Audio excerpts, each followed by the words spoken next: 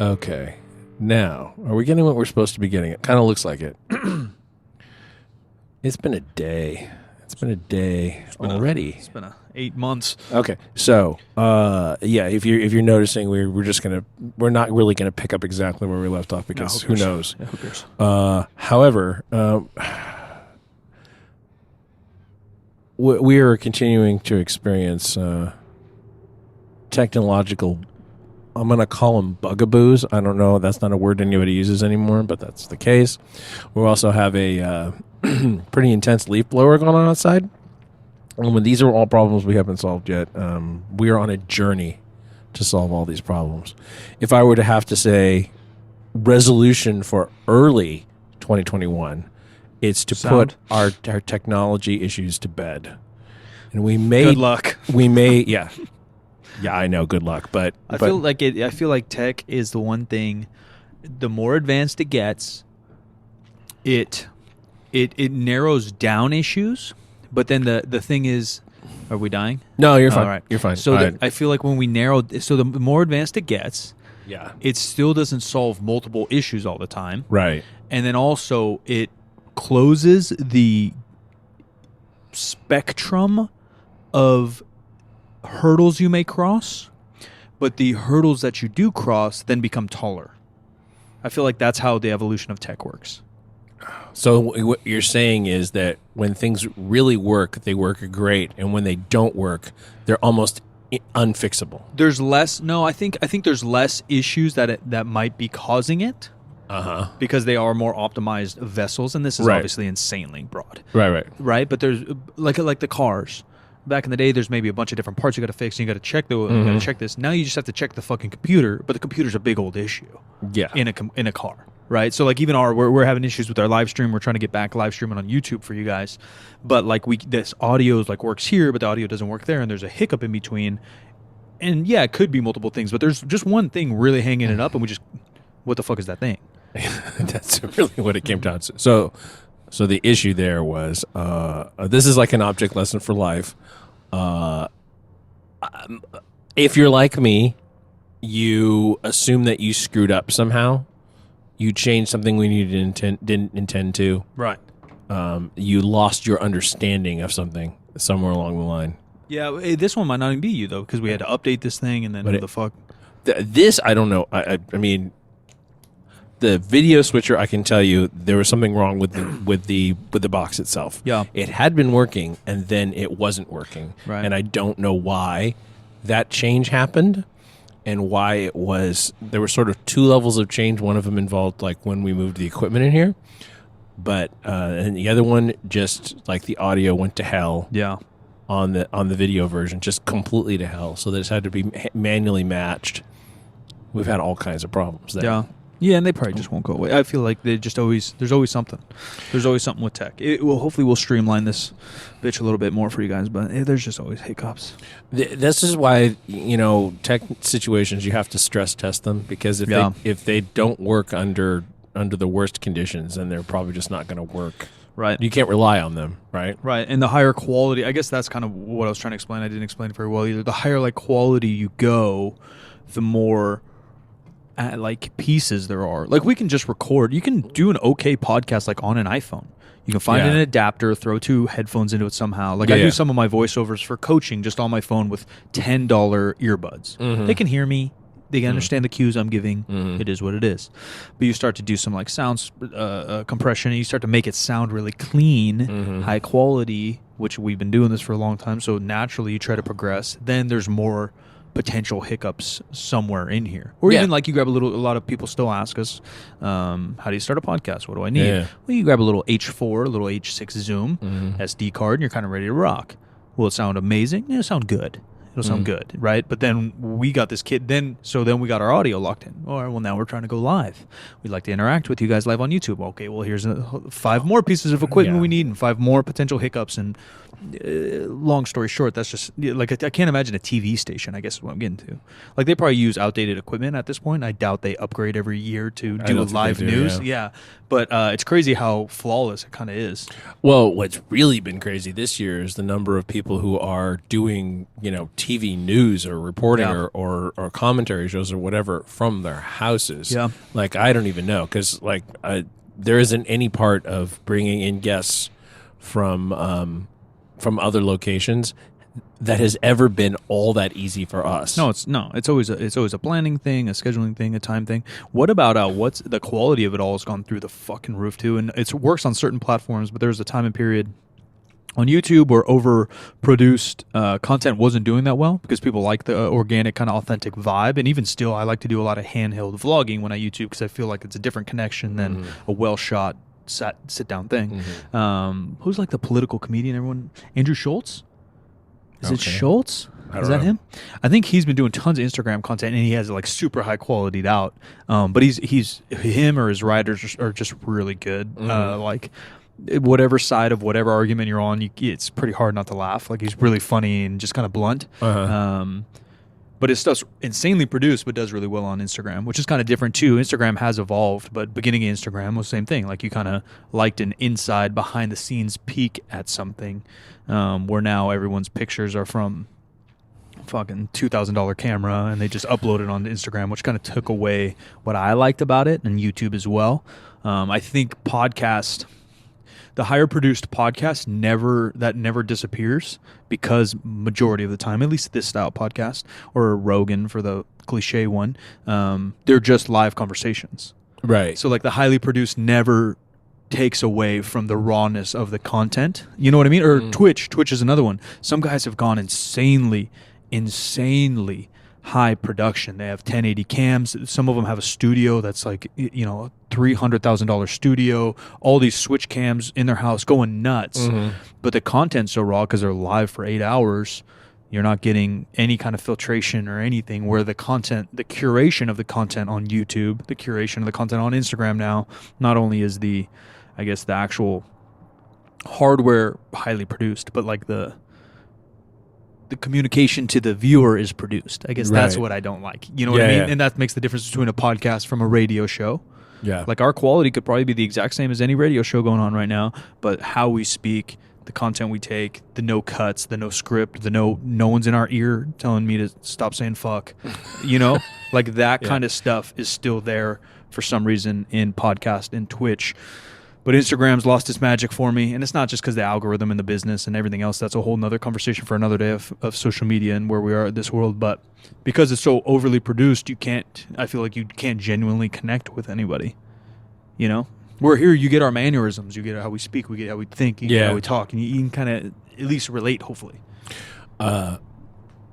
This last week, I had someone I've known for a while who reached out to me and said, look, I'm trying to do some spoken word recording. He didn't really necessarily say he was working on a podcast. I don't really know exactly what he was working on. I'm assuming it was podcast content, but I didn't ask because that's not really the information I was being given. Anyway, though, he's like, your podcast always sounds so good. Like, what do you do? What settings or whatever do you use? Yeah. And I said, well, there are a number of different philosophies about how you do post-production or production on a podcast. And my feeling is always that you just kind of record as raw as you can in as good an environment as you can, and then you make adjustments in post to sort of give it the best shine you can. Yeah. Kind of like a picture editing and a mentality. Yeah. And like, from an auditory perspective, we are not in the best possible environment that we could possibly be. And we knew this going in. I just thought it was going to be better than it is. And so I'm always kind of trying to overcome that. But that's what post-production is kind of about. It's like fixing the things that are going to bother people when they listen. Yeah. And I was like, I'm not sure exactly what to tell you to do if your environment is entirely controlled, which is what he said.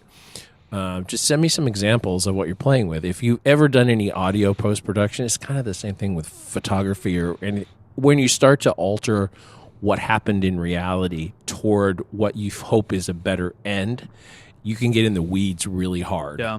and you stop being able to tell what's better. Sure. Well, and then, this is a lesson for life. Yeah. About everything. And then when you try to replicate it, because it's so overproduced or over-tweaked, it's hard to reproduce, too. So you're almost better just being closer to the raw with some upgrades. We're making the cupcake right here, and then the post-production is a little bit of sprinkles or chocolate chips, rather than trying to make a vanilla cupcake a chocolate cupcake afterwards, right? Like that's pictures. Video editing, I think, slightly different because that a lot of magic can really happen in editing and timing and effects and stuff like that. So video is a little bit different, but I do think. But you have to know when to stop, and that's what's too. hard. Yeah, because you can keep going. Well, that's something that I learned at my weird art school is like, or I never learned, I guess, because the true artist mind that taught me always say like there is no end. You're not done. Like art isn't done. It's just when you give up. Yeah, or when you stop, or when you kind of are happy because like. There's always more to do. There's always something to tweak. There's always something to improve. Like if you're drawing with charcoal or something, like there's always things to go. In audio, you could tweak to infinite. You could edit a video to infinite. Even a picture, you can smooth something out or bring out these bushes, or you could probably drive yourself insane going at it. And then again, it depends on the goal. Is this guy doing one video or one audio thing once, and then maybe you could tweak the living fuck out of it, make it real cool. But if you're trying to do 3 a week or an Instagram post a week, now you're like, all right, how do I balance good enough versus my time versus, like you said, like what's actually reality in a way. Right. So I asked him, I said, send me some clips, like send me the raw audio, and then send me some versions that you've played with, like settings that you think you want to use, and let me hear that. And so I get it, and I listen to it, and the one he thinks sounds the best sounds the worst. No, it actually does sound the best. That's not the issue. The issue is that it sounds pretty cooked. Oh yeah. And even it's the most natural sounding, but it still sounds pretty cooked. Yeah. And I mean that's a taste thing, you know. Sure. But what he described to me that he was looking for was something that was closest to natural. So I had my my partner on post production for Lane's podcast, David Margetti, take a look at it or take a listen to it and say, what do you think? And he said, I don't know what is going on, but there's definitely processing going on during the recording. And he told me which box that he used, and it's one that a lot of gamers, streamers, and stuff are using. I can't remember off the top of my head. Not like a little Scarlet or something. No, this is someone I've never heard of before. Yeah. But it shares some characteristics with the Rodecaster we're currently using, in that there's a lot of built-in processing, and the idea is that when you're done, you're kind of done. Right. You can just kind of drop it and go. Sure. And that's never been my style. I've always tried to sweeten things up in post. But if there's a lot of processing that goes on while you're recording, there's not much you can do after that doesn't sound artificial. Makes sense. Same with the picture and everything else too. Yeah. Right. So I went back to him and said, hey, just like get into your box and turn everything off and start over. And work on fixing it in post. That's the best advice that I can give anybody. Back to the basics. Dumb it down. Dumb it down as much as you possibly can. Yeah. So anyway, where I was going with that is just that it is very possible to get into the weeds and you start second guessing yourself, and then you stop being able to hear what the differences are. Like if you're eating a big meal that was prepared by a famous chef or whatever, there would be a little bit of a palate cleanser between, so you could taste what the next thing was. I remember having that for the first time as a kid. I was freaking out. Like they bring like ice cream. They bring gelato. I don't know where we were. Tahoe maybe. I'm like 8, and they bring like ice cream after your salad. I'm like, Dad, we got to eat here every day. The fuck is this? This is amazing. Yeah, it's a little bit of a palate cleanser, and it's difficult. It becomes difficult to cleanse your palate when you get into that, and you stop being able to hear what's good, and not only what can you actually recognize what's good or not, but what you can judge, because you might be too close to the project. Where I've been blessed to have Jim with my podcasting career that I don't have to. You know what I mean? Because I hate fucking hearing myself, like not only my voice but dumb things I probably say, and then 2, same with YouTube or whatever. I edited my YouTube for 3 years, but I hated it. one, you get too close and too critical of yourself and what's going on, and then 3, like you're never done with the project. So I've been lucky enough that people do it for me, but it is a tackle. Yeah, it's a thing to tackle, and I do. Jim's one of the few I think that probably do it really, really well. That can kind of be on mic, live editing, and then post edit. Because it takes attention, energy, obviously, but also like a mentality too. That like you're not. I don't know. I'd just probably delete everything I ever recorded. Like, oh, I suck, and then I'd probably quit. I'd probably have quit by now, I guess, is what I'm getting at. If you played musical instruments at some point.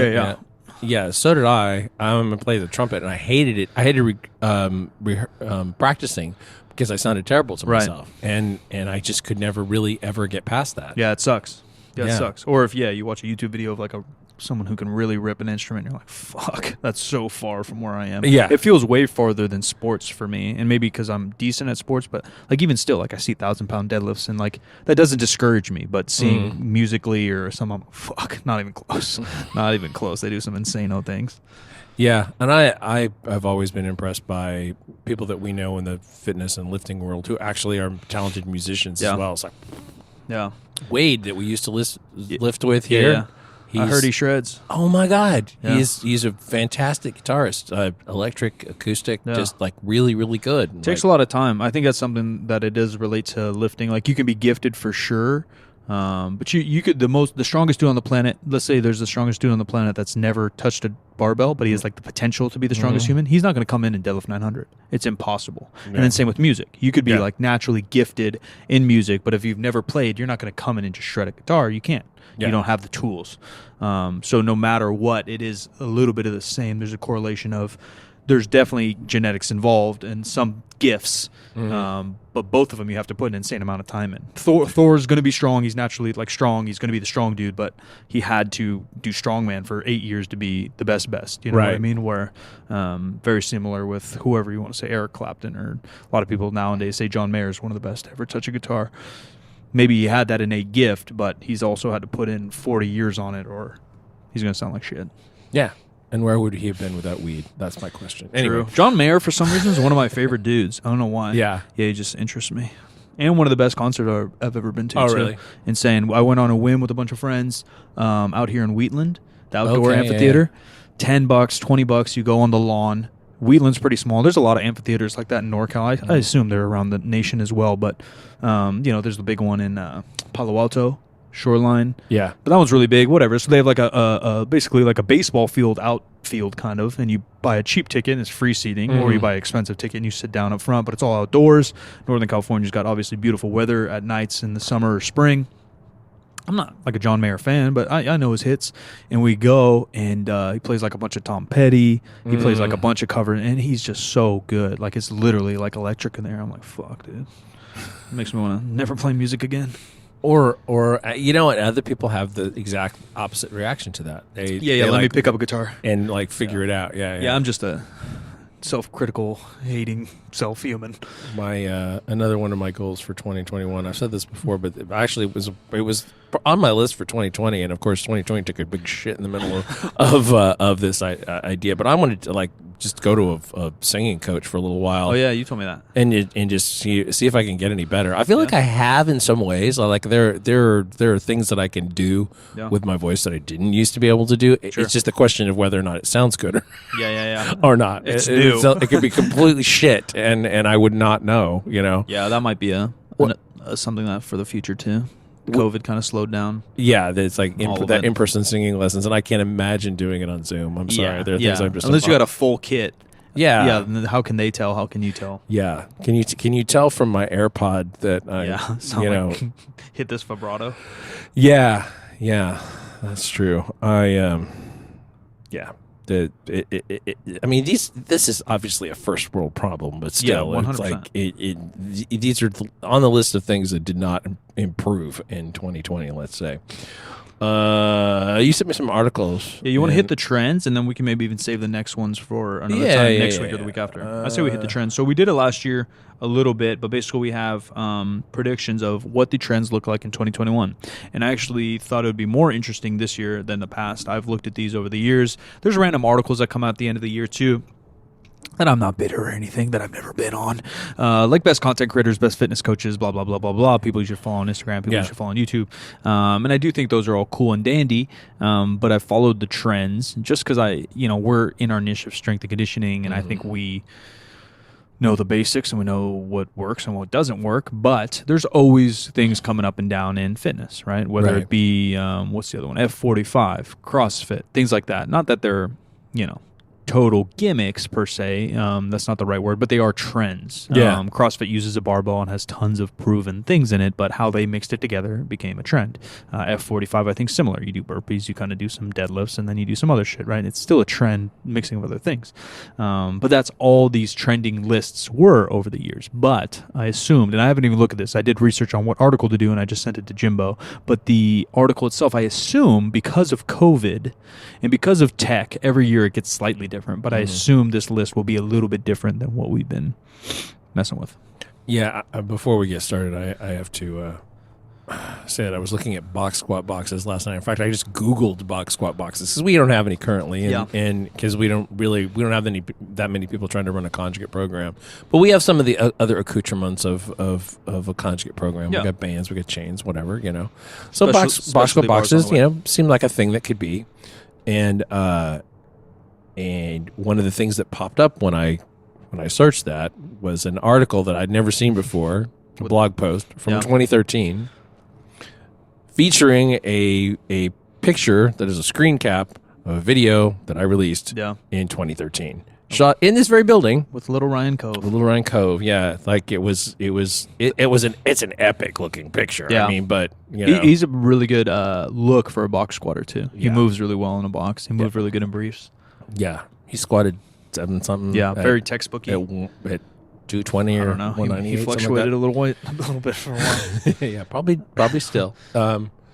So I had to bring that up. It's funny when you see your stuff come back to you. Yeah, I'm sure it's still used on websites everywhere, hidden. Probably so. Yeah. Probably so. There's a lot of content. No credit given, but hey, somebody said, you should. Or several people said, actually send it to Ryan. Like, you should let him know. Then it's like, they don't care, and they don't care. And the guy wrote it 7 years ago, and he forgot he did it. I mean, it's not the core of his business or anything, probably. But on the other hand, give credit. Folks. Yeah, just tag somebody. Yeah, just that easy. Just a little tag. This is top fitness trends you're likely to see in 2021. Digital fitness. The ClassPass reports the majority of people will continue to work out digitally. I don't know that that's really... How they phrase that's weird. It sounds to me, I know what the fuck they mean, but it sounds like Ready Player One. Like if I'm digitally working out, I'm using a digital instructor. I'm not digitally working out. You're not digital yourself. You're still analog is what you're saying. Right. Or digital working out would be like, what is it, like Wii Fitness. I saw a new one of those. It looks fucking weird too. Really? I'm a big video game guy, and they just come off so corny, and I just don't think anyone will ever do that and take it. Like, sure, you can burn some calories doing air boxing on a video game, but like, are you going to do that 3 times a week for half an hour? Probably not. You're going to do it for a week or two, get fucking bored and move on. That's where Peloton, which I assume this is kind of leading that way. If not, that's got to be on the trending list. Yeah. I do think something like that's really great. Or even yoga. It's been a thing for a long time on YouTube, whether it's free or paid. People give a little yoga class. You do a 5 to 15 minute class that's free on yoga, and you just follow an instructor. That's great, especially COVID. You're at home, cycling, jump roping, body weight yoga, stuff that you can literally do in your living room. Great. Yeah, I like a barbell, but that's absolutely fantastic. Yeah, I was actually mentioning earlier that my wife's Christmas present to herself was a year subscription to a yoga video library. Yeah, that they have free content. She'd been using the free content. But it's like, I don't know when I'm going to actually get back to a yoga class. Sure. Yoga is one of those ones, like, unless you're doing it outside, I understand what the problem would be because everyone's breathing in the room. And it can be challenging to have a mask on because of the positions, maybe. Yeah. I don't know. And even outdoors, obviously it's December. There's very few cities you could do that in America. Yeah. You could do it here, but you have to be pretty dressed up. Even now it's chilly. Yeah. And they're saying that even if gyms do remain open, many people already become accustomed to app-based fitness. That I don't know. And I don't know that that's true. But the examples they cite, Nike Training Club that I don't know anything about. That's been popular for a long time. But again, I just don't see people doing that long term. Where CrossFit got it right was the community, was the holding each other accountable. I'm going to see Jim and I'm going to see Kyle every day at 5. We're going to go at 5. Although these apps may send a little alarm, time to run, Jim. Like, it's just not the same. Not the same. It's not fun. It's not fun necessarily. There's a small percentage of people that love to powerlift in their garage alone. I think is the same mentality and type of human being that's going to love to do a Nike Fit app in their garage while their kids napping 15 minutes 5 times a week. But I don't think that's the majority. I really don't. This obviously I've heard of Peloton. I've never heard of Obe Fitness, but the thing that they're not mentioning, because I think this probably came out in a few days before the announcement, but Apple Fitness Plus. I assume like Nike. Yeah, fitness trainer. I mean, it'll be just because there's such an installed base. There's a really good chance that starts to dominate. Yeah, and even all that, like I just don't think it's long term. Shout out to my friend Hannah Eden. She's kind of created her own high intensity classes for years, maybe even a decade now at her gym in Florida. I was going to say Miami, but it's not. I think it's technically Fort Lauderdale, but whatever. And she got creative with her own stuff. And again, I think it's the 10 people showing up, the loud music, her energy as a coach. It's not just the what do I do. Like, I think enough people can. You ask anybody on the street, we go do one of these live interview YouTubes, like, hey, what's a good workout you could do right now? Anyone could say, like, oh, I could go for a walk, I could go for a run. People know how to do. I could do some push-ups, I could try to do some pull-ups. Everyone knows those things. I don't think an app adds something to make you adhere to it. And if you're not going to adhere to it, whether you're actually thinking about it or not, you're not going to get the results, and therefore you're not going to do it. Yeah. Right. And so it's a vicious circle of what's optimal, what you like, what you'll adhere to, and then getting the results from those.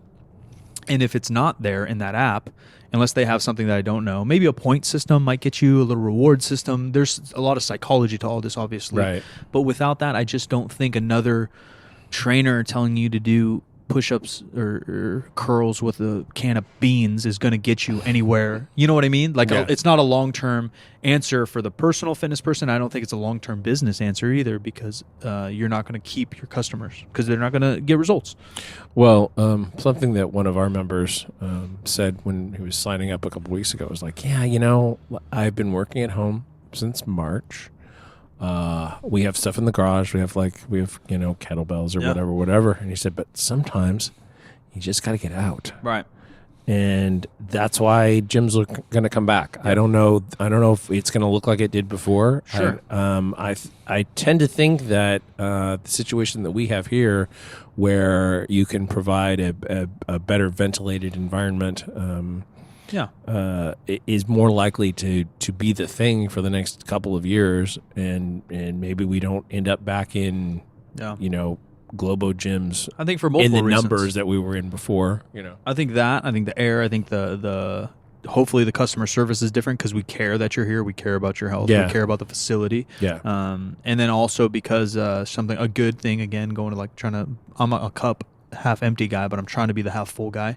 More recognition is going not only with like the stimulus check talk and all this stuff to small business. More of the nation cares about small business because they all have a cousin, a friend that owns a business that's struggling. So I think that alone may draw more people to the mom and pop style gym, beyond the obvious factors of hopefully convenience, customer service, equipment, caring, right? But to give back to something they care about in their community, money wise, right? Absolutely.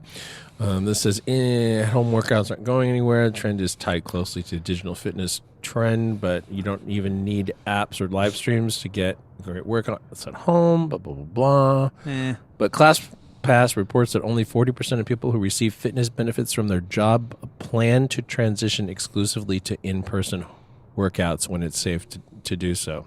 I don't know. I don't know about that. I don't know either. I don't know either. And I think that And 40% of what? If it's 40% of everyone surveyed at the office, maybe. But I don't think it's 40% of people that regularly work out. Yeah, no, I think so too.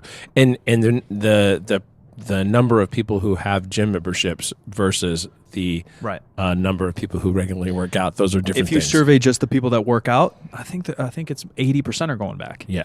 If you interview Sally over in the third cubicle that has a dozen donuts by her desk, she's going to say, I'm going to work out at home. Okay, Sally. The next one, outdoor fitness, walking, biking, that kind of stuff. But from for a while at the beginning of all this, in March, April, I wasn't seeing quite as many people out because everybody felt like they needed to stay locked up in their house. Now I see a ton of people all the time, and I don't think that's going to go away. But you do or don't? I don't. Yeah, I don't think so either. I was going to argue you if you said you do. No, I think it'll stick too because especially America, we're so versatile. But California, we're insanely lucky. I don't take advantage of it enough. I do a little bit more that I moved down here and I can cycle. But we have great weather, we have great sights, we have great rivers, we have great mountains, we have great parks. And I think the biggest part of this one is people being exposed to new hobbies. If you've never hiked and all of a sudden you're freaking out because you're in your house for 3 months and you hiked, you're like, damn, this is kind of cool. It's different than I like to deadlift and now I have to deadlift at home alone. They're the same thing, but one's crappier. Rather than I only drink beer and sit in my kitchen and I now tried hiking and I see how refreshing and beautiful this activity is and I know it's healthy. I agree. I think it'll stick. It's a little bit like Brussels sprouts, I think. If you get the menu and there are Brussels sprouts on the menu, they may not. They're on the menu, but you're not necessarily taking advantage of them. Yeah. One time you take the plunge and go, I'm going to have some Brussels sprouts. You get some oil and bacon on those boys, and you go, actually, I kind of like these, but not every meal is going to have Brussels sprouts. Sure. Going forward, it's just something on the menu that you have the option to take advantage of. Why are those, maybe it's just when I was a kid or cartoons? Cartoons do a lot of great, I think, in teaching and stuff, but that was the brunt of every joke, Brussels sprouts are gross. And broccoli. Why is that? I don't know. I don't think they're gross. Well, I don't think I ever really had good Brussels sprouts until I was out of the house I grew up in. Sure. My mom was not a great cook. And like asparagus. I don't think I ever had artichokes. Really? Yeah. My mom was pretty versatile, so I was just into it. And then she would cook 2 veggies because my dad ate veggies, which was he was pretty picky. I'm medium picky. My dad was real picky, but he'd only eat certain ones. I think he only ate spinach and something else. So my mom would always make that, and then she would make herself another veggie sometimes.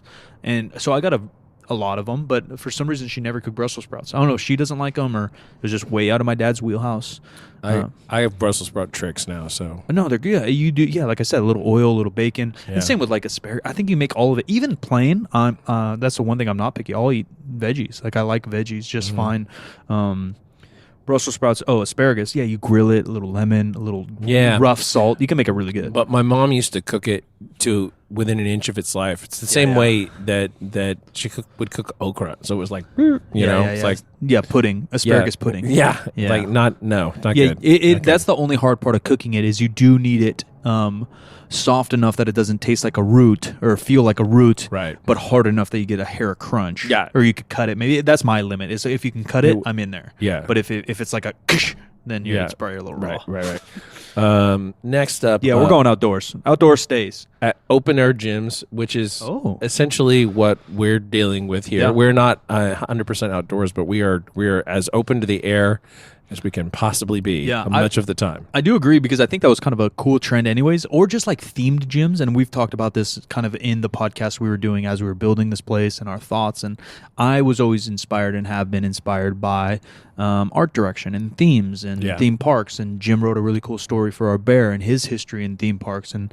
I like kind of a Disney World, or that's why I like movies like that. Jim really doesn't like Avatar. I don't necessarily think it's a great movie, but I like that it's not. I like that it takes me to a different world. That's why I like the Spider-Mans, and that's why I like the Star Wars. I like different Lord of the Rings. I like different worlds and the detail that people put into those worlds. And so we obviously try to do that here with our theme. But I think, what's the gym? Is it Tulum that everyone posts about? Tulum, Mexico? Talum? Fuck. I think it's Tulum, but there's this outdoor gym that is all made of wood. Oh, I've seen that. Yeah, right. yeah. So I think that was just a fitness Instagram trend anyways over the last 3 years, but that's themed. It gives you a cool something to post a picture about, something to tell your friends about, something different. You're lifting in sand, but you can still work out, and it's outdoor. Right. I think I don't see... Obviously, there's clear limitations. There's not going to be an outdoor gym in Minnesota, but I think that is something that can potentially grow. It won't take over the industry. But yeah, that's kind of what we do. We roll up our gates. It's summertime. I fucking love it. A little bit of a breeze from the river. It's hot as shit in here. You're sweating. You're feeling good. Winter, it's a hair nippy, but you throw a hoodie on, you throw a beanie on. We still get a nice breeze. It's not 20 degrees. It's doable. And I love it. It's typically in the 50s. I love it. It's not bad if you're moving. If you're standing, you get cold. Yeah, it gets a little cold. We have a heat under the table right now. I actually just was faced with what it costs to run a space heater at the front desk for a month. Yeah, a little much. It's we can turn it off. It's like no, we don't know. Fucking, it's essentially one membership. So all right, just sell another membership and we're good. Next one, I definitely agree with, and this is something that we were thinking about. We've been thinking about it for over 2 years in the sort of hypothetical stage of figuring out how we wanted to do this gym and whatever, and that's community focus. Yeah. With so many people having been just isolated, the moment that people can start rushing back into community setting, and we are already seeing it, but that was a core of people that we already knew. Yeah. And we're at a point where we're not actively recruiting our members to be involved in activities, right? Or like we did a food distribution thing over the weekend, and did not like actively recruit members to come and do it because it's just weird. And well, the other thing too is that like we were working with 3 other agencies. Yeah, that too. And so we didn't know what the total number of people. We were going to work outside, but we still wanted to be safe. Yeah. It was, Yeah, it's COVID makes it weird. Yeah, what I meant right. by that. Yeah. So like, shout out to our boy Dan, Capital Protection Group. You guys know him as Fat Dan or Storm Iolo or Storm Cloud. He basically took the lead, and we were doing a community event, like Jim said. Not only a community within our gym and our co-business and partners, but within the community of Sacramento. So, holidays is normal, but we're going to try to do it more often. Just put some meals together and handed them out to some homeless around the town. But like Jim said, like the community, I think, it is twofold. So it's like community mentality within our gym. Just say what's up, say goodbye. Some of our members, I'm really bad with names. I still don't know names. I always say what's up, throw them a piece, whether I'm in and out.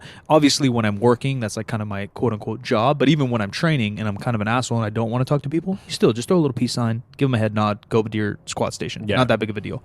And then the community around that, Dan's like family to us.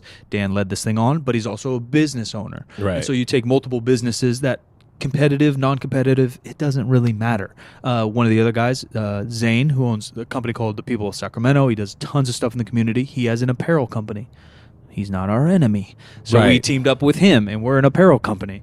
And he was another lead that did this thing. And so I think for multiple reasons, community is key. And I think in COVID, people like clearly lost it. It got cut from them. But I don't know if people thought about it or tried to do it rather than the superficial level, like, I don't get to go drinking with my friends, or I haven't seen Timmy at the bar in a week. Like, but how can you do things? How can you build that?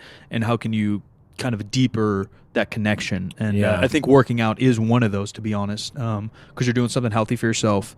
You can help other people by motivating them, by being around them, by physically helping them, whether you're teaching them how to lift better or motivating in person, or again, the adherence that we talk about where, I know Jim's deadlifting at 3, I got to be there at 3. Like, I really don't want to go, but if I don't go, Jim's going to be pissed, and I don't want to be a bad friend. All right, I'll go at 3. Jim's going to be there. And so those kind of things, I think, go way deeper than just saying, like, I take a group class, because a group class can be so different than that. Right. Oh, yeah, definitely.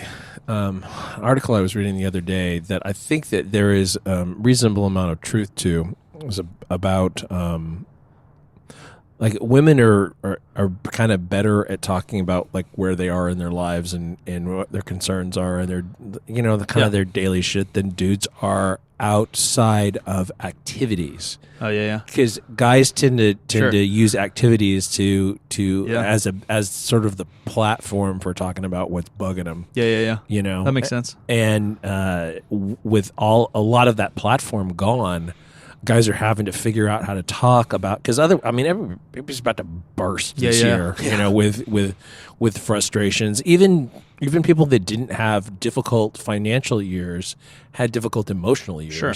You know? Yeah, something for everyone was turned upside down this year. Yeah. At least one category, majority of people, multiple, and some people, sadly, a lot of things just got deleted. You know, like Yeah. we're blessed here, and that's why we did do that event. But like, yeah, like everyone's a hair of fucked up. Yeah. Yeah. And so, I don't know. Hopefully people remember how to do things outside of, if they're learning this year, how to talk about Sure. situations. We've certainly, you know, among our own friends and stuff. A lot. A whole lot. Yeah, a lot. A lot. A lot's gone behind the scenes over here. Hopefully people remember that. And as activities come back and everybody ends up mentally healthier down the road somehow. Yeah. I don't know. I'm listening. I'm talking about this article, but I'm not really saying where it came from. It's verywellfit.com is the company that produced this article. Where are we at? Okay, well, we'll hit these last few, and that's good. These are trends that they hope to see in 2021, de-emphasizing aesthetics and emphasizing health. I think that's something that we've preached forever, and it's kind of cliche at this point on Instagram because what done happened was, I feel like something really good happens in whether a coach first wrote it in an article or a YouTuber first talked about it on YouTube, or something pure kind of happens, and then it trickles down to every empty-headed content creator in the world, and everyone wants to be a content creator, and so they just use and abuse it to even to the extent that I agree with it fully and I hate it. You know what I mean? Like, it's so beaten that I fucking hate it, and so then I stop using it, but it is good. And it is good to focus on performance. It's good to not always focus on the scale. It is really good to find other victories in the gym, PRs, consecutive days you went, consecutive meals that you made a conscious decision, and that doesn't mean that you're just eating broccoli, but you were semi-conscious of what you're putting in your body. Right. Right, all these things. A couple days you went to the gym when you didn't want to. How many shit days did you have in life and didn't want to go to the gym and you did? Those are all points that we can win. And I agree with that 100%. I don't know about focus on health, because it's just like, what does that judgment mean? Like, deadlifting isn't like healthy. No, it's not unhealthy no. by any means, but like, it's not like. It is great. There's some research showing it helps dementia, and obviously working out helps blood pressure and things long term. Weight-bearing exercise is good. Having the biggest deadlift in your gym, right? It may or may not be a. There's obviously there's end of diminishing returns for the health portion of it, and obviously where many competitive lifters take it as a new level. But I do think zoning in on performance, and that's another thing. You know, I talk shit on CrossFit a lot, but that's another thing CrossFit did really well, is they made benchmarkers for performance to make you feel good, and chances are, if you improve those or you head down that route, you're going to look better. Why are athletes so attractive? Multiple evolutionary reasons, but it's because of their base. LeBron James doesn't care about his abs. Has ever been an ugly quarterback? Yeah, for some reason. Well, so the quarterback's an interesting one because you're right down the middle, right? You got the intelligence factor because they got to make a lot of decisions. Right. Plus, they're an athlete. Peyton Manning isn't.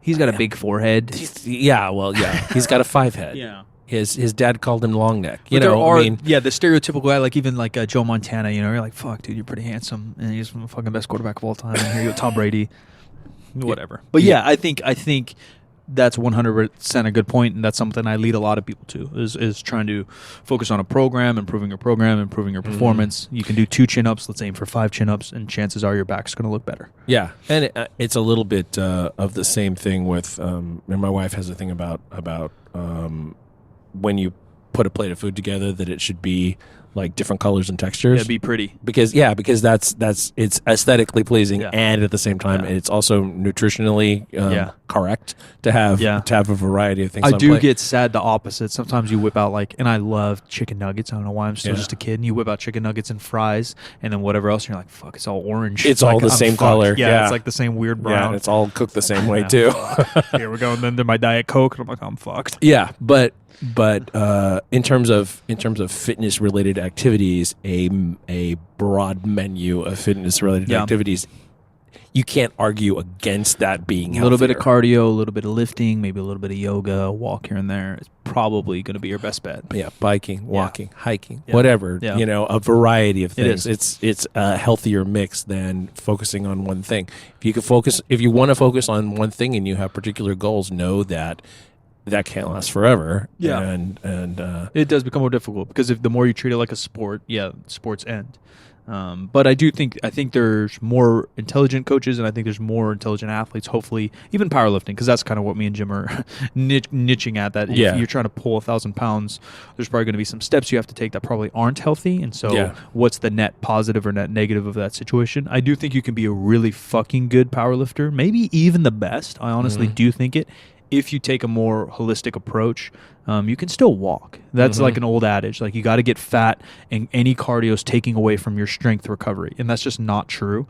It is if it's out of the blue. If you're in a 6-month deadlift training cycle and you've never walked, and then you go for a 3-mile walk before the day you're testing your deadlift, it's going to have a negative impact. But if you walk every single day a mile during this entire training program, at the end of it, it's going to have no negative effect. Our bodies are miraculous machines. And so I would suggest that more people, and I talk about it on my YouTube, we talk about it here, but probably not enough, get a fucking normal warm-up in. It's okay to hop on a bike, elliptical, something for 10 to even half an hour before you lift, and it's okay to do it 10 to 15 minutes after you lift. It's not going to have a negative effect. 2 weeks, you might feel a hair tired, but that's all in your big dumb head. That 10-minute bike is not taken away from your deadlift reps. So get a little bit more versatility in like that.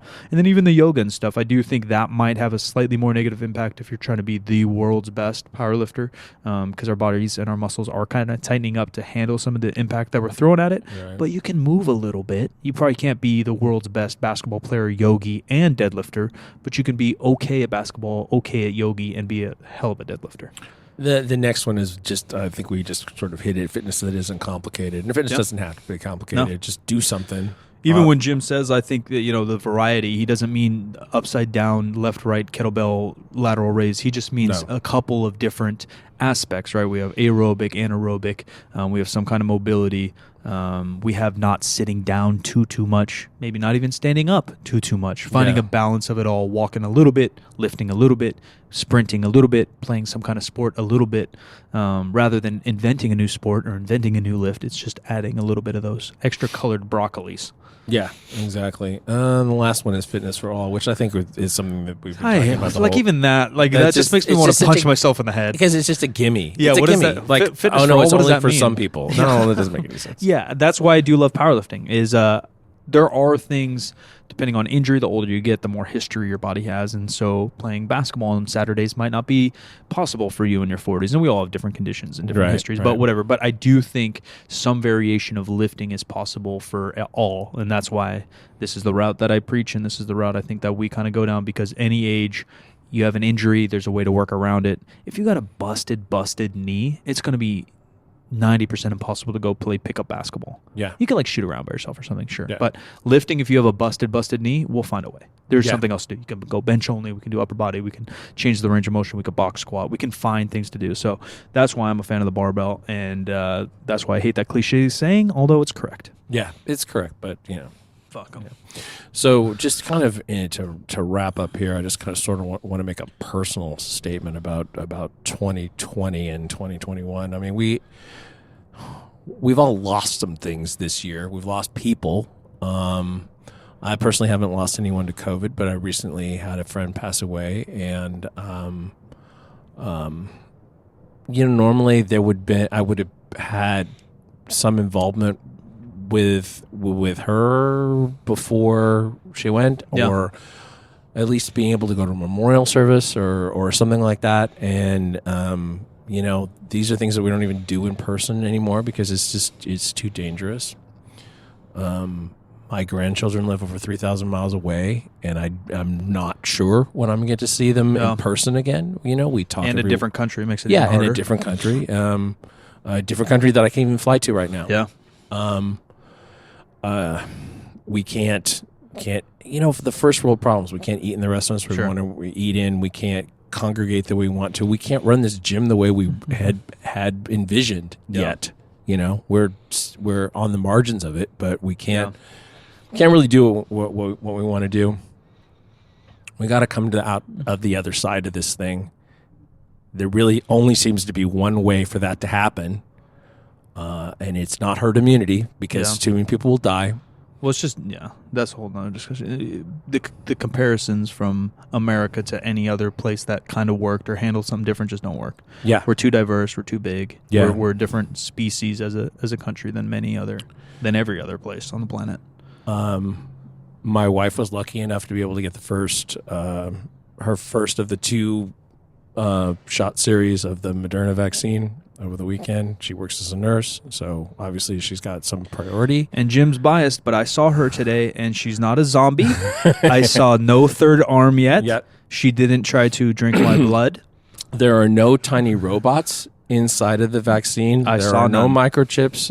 If you are experiencing vaccine hesitancy, honestly, look at